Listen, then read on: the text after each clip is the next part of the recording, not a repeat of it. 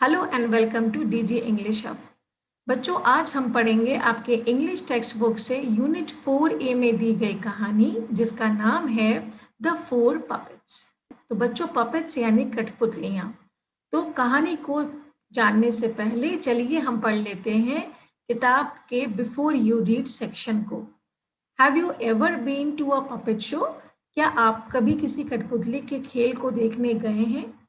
तो बच्चों, पपेट्स या कठपुतली अभी भी हमारे भारत देश के कुछ भागों में लाइक राजस्थान, गुजरात में ये काफी पॉपुलर है, प्रसिद्ध है। और साथ ही साथ बर्मा देश में भी, जिसे हम म्यांमार के नाम से भी अभी जानते हैं। तो पपेट्स जो होते हैं ना, यदि आप मेरे पीछे में मौजूद पपेट्स को देखो, they add colour and life to stories. कठपुतलियां ऐसी होती है ना कि हमारे कहानियों में जान डाल देती हैं। यदि हम कठपुतली का खेल देखें और उस कहानी को हमेशा के लिए हम याद रखते हैं, तो हमें कोशिश करनी चाहिए, we must try to carry forward this ancient form of entertainment. तो ये हमारे पुरातन काल से जो चली आ रही मनोरंजन का साधन है, हम इसे आगे भी लेकर चले, हमारे आने वाली पीढ़ियां भी पपेट्स या कठपुतलियों के बारे में जाने, ये हमारा प्रयास होना चाहिए। Now read this interesting Burmese folk tale. तो चलिए हम पढ़ते हैं बर्मा देश की ये लोक कथा, फोक टेल यानी लोक कथा, अबाउट अ बॉय नेम्ड ओंग, एक लड़के ओंग के बारे में, एंड हिज फोर पपेट्स, और उसके 4 कठपुतलियों के बारे में। Once there was a puppet maker who had her son named Ong. तो बच्चों, एक पपेट मेकर या कठपुतली बनाने वाला था जिसका एक बेटा था जिसका नाम था ओंग। The father always hoped his son would grow up to be a puppet maker like himself. उस पिता की हमेशा ये उम्मीद थी कि उसका बेटा बड़ा होकर उसी की तरह एक पपेट मेकर या कठपुतली बनाने वाला बनेगा।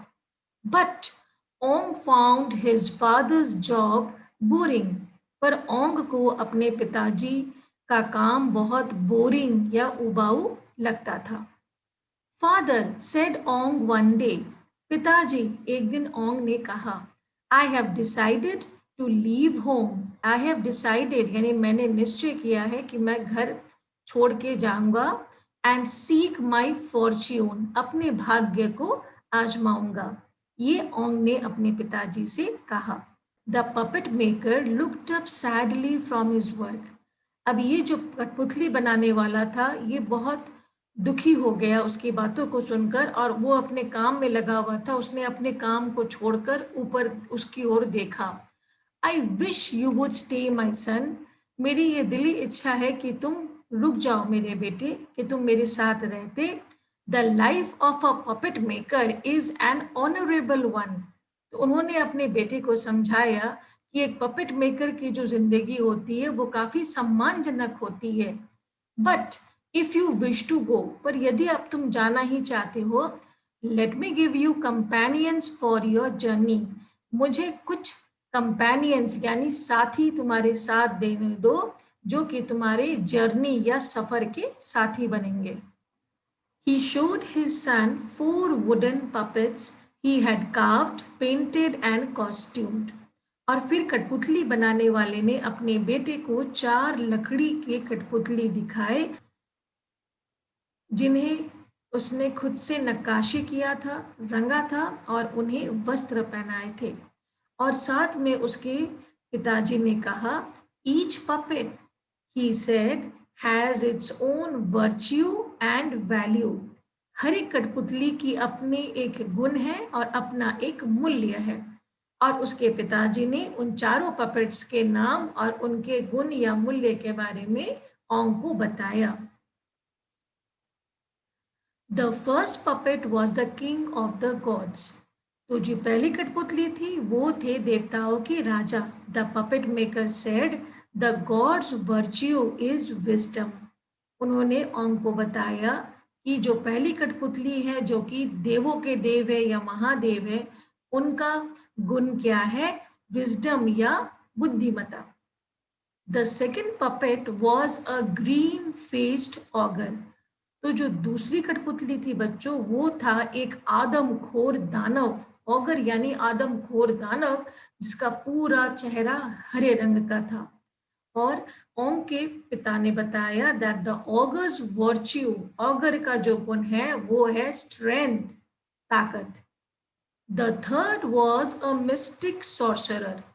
अब जो तीसरा कठपुतली था वो था जादू टोना करने वाला तांत्रिक, या कह लो जादूगर, जिसे हम इंग्लिश में कहते हैं मिस्टिक सॉर्सरर। और पिता ने बताया the sorcerers virtue is knowledge, कि यह जो जादूगर है या तांत्रिक है, इसका गुण, तांत्रिक कठपुतली है, इसका गुण है ज्ञान, नॉलेज यानी ज्ञान।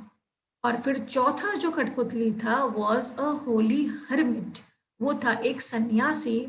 और पिता ने बताया the hermits virtue is goodness, कि सन्यासी का जो गुण है वो है उसकी अच्छाई।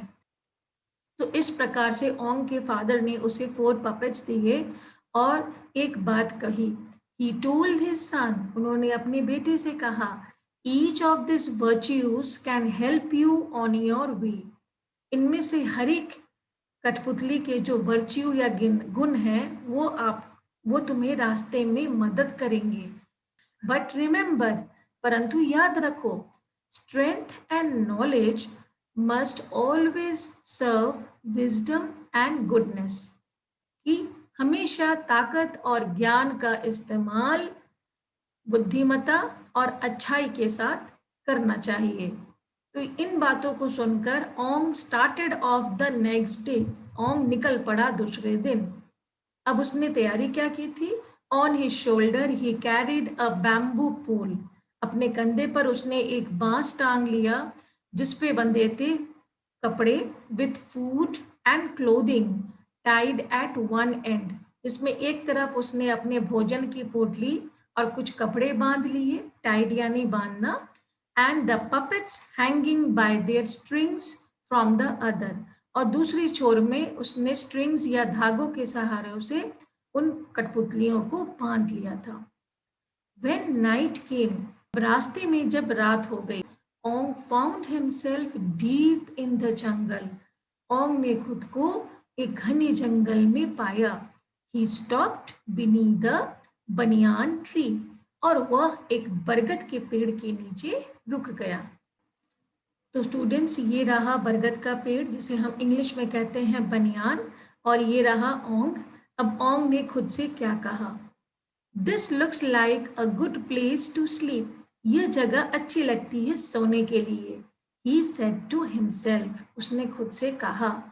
But I wonder if it is safe, पर मैं सोच रहा हूं कि क्या ये जगह सुरक्षित है। And then Ong had a funny idea, और फिर ओंग के मन में एक मजेदार बात सूझी। I think I will ask one of the puppets, मैं सोच रहा हूं कि क्यों ना मैं ये बात इन्हीं कठपुतलियों में से किसी एक को पूछूं। He turned with a smile to the king of the gods, और यह सोचकर ओंग, जो पहली कठपुतली थी, किंग ऑफ द गॉड्स यानी देवताओं के राजा, उनके तरफ मुस्कुराकर देखा और पूछा, tell me, is it safe here? बताइए कठपुतली महाराज, क्या यह जगह सुरक्षित है? टू हिज अमेजमेंट, और इतना कहते ही ओंग हैरान हो गया, आश्चर्यचकित हो गया। अमेजमेंट यानी वो आश्चर्य से भर उठा, क्योंकि द पपेट केम अलाइव, वो जो कठपुतली थी ना वो अलाइव यानी वो कठपुतली जिंदा हो गई। It got down from the pole and grew to life size, वो कठपुतली उसके बांस से नीचे उतरा और आदम कद हो गया, बड़ा लाइफ साइज यानी आदम कद हो गया। Ong said the king of gods, और उसने उससे बातें की, पर क्या कहा? Open your eyes and look around you, आंखें खोलो और चारों ओर देखो। That is the first step to wisdom, वो बुद्धिमत्ता की पहली सीढ़ी है। If you fail to see what is right before you, how easy it will be for others to misguide you.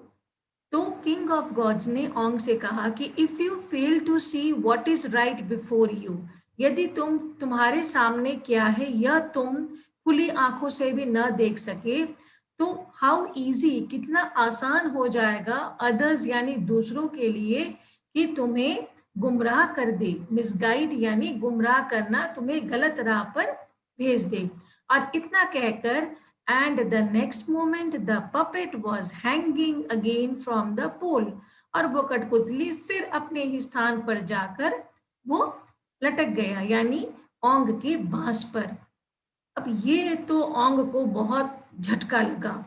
When Onge had gotten over his shock, तो जब ओंग इस सदमे से बाहर आया, gotten over यानी वो निकल पाया इस शॉक या सदमे से, he looked carefully all round the tree, वो चारों ओर पेड़ के घूम कर देखने लगा। और ओंग ने क्या पाया? There in the soft earth were the tracks of a tiger, पेड़ के आसपास जो गीली मिट्टी थी उसमें बाघ के पंजों के निशान थे। तो ओंग ने समझा कि ये खतरा है। That night he slept not on the ground, उस रात ओंग जमीन पर नहीं सोया, but on the branches above, वह पेड़ की डालियों पर सो गया।